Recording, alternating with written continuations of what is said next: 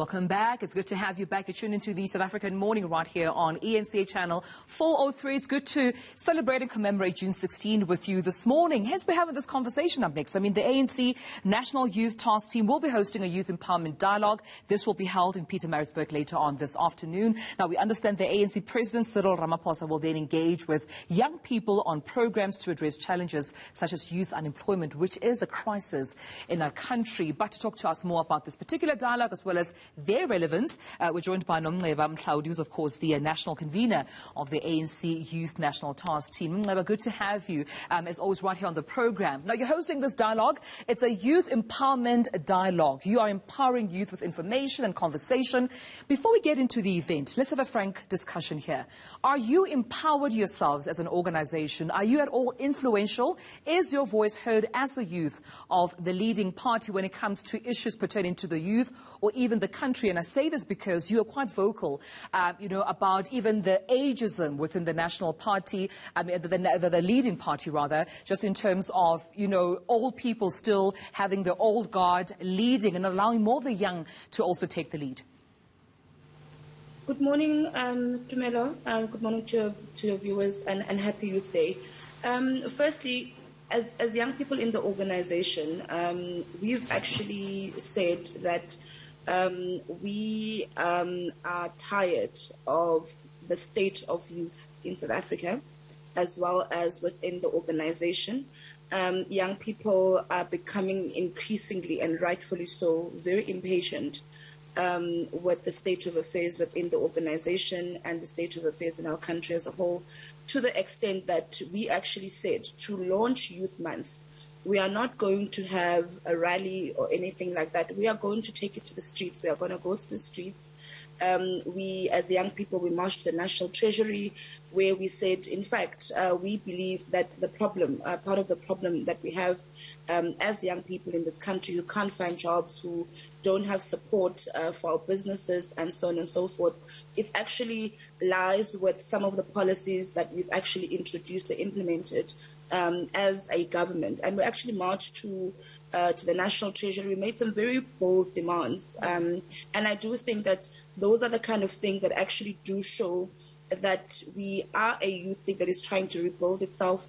But most importantly, we are a collective of young people who are saying to our mother body that the state of affairs, the state of youth within the organization and in South Africa can no longer continue with the manner in which that it has been continuing. Right. And with that being said, oftentimes dialogues and conversations around youth unemployment and crisis by the leading party have been criticized as more of a lip service, more of a talk shop, saying we've had this conversation before. Let's enforce the policies we already have. Let's see more action. And with the president even, coming to address the youth today, is the dialogue enough? Should the youth expect more post the dialogue? We must, and we do actually expect more post the dialogue. And the reason we actually decided to have a dialogue and not a rally is because we said that the state of youth is so dire and it affects us all. And we said, why don't we come together as young people from different sectors?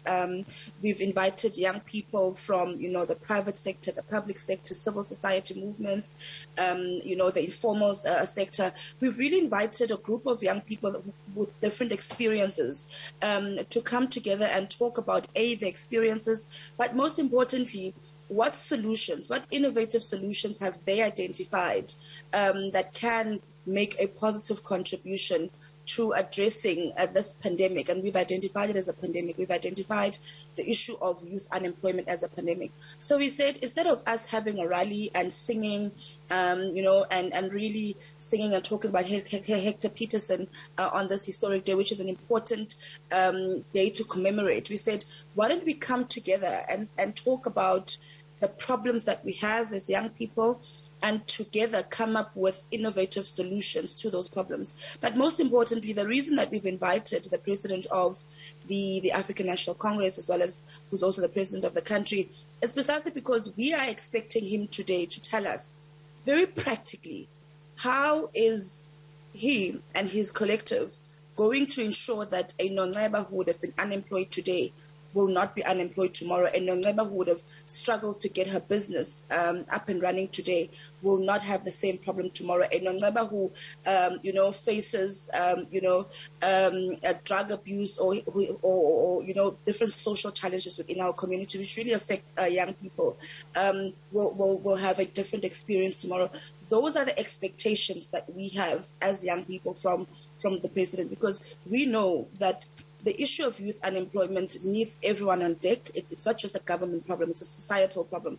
But government must also create a conducive environment for all other sectors, like the private sector, to be able to create the much-needed jobs that we really need for young people to be able to really be the future that we say young people are. You know what, I think that practicality, Nonceba, is, and I'm speaking on behalf of the youth, listen to this conversation, they expect that as well, because COVID-19 has exacerbated, the crisis, not just with youth unemployment, but with access to education, quality, education, access to, digital means and resources. So they're looking for the how.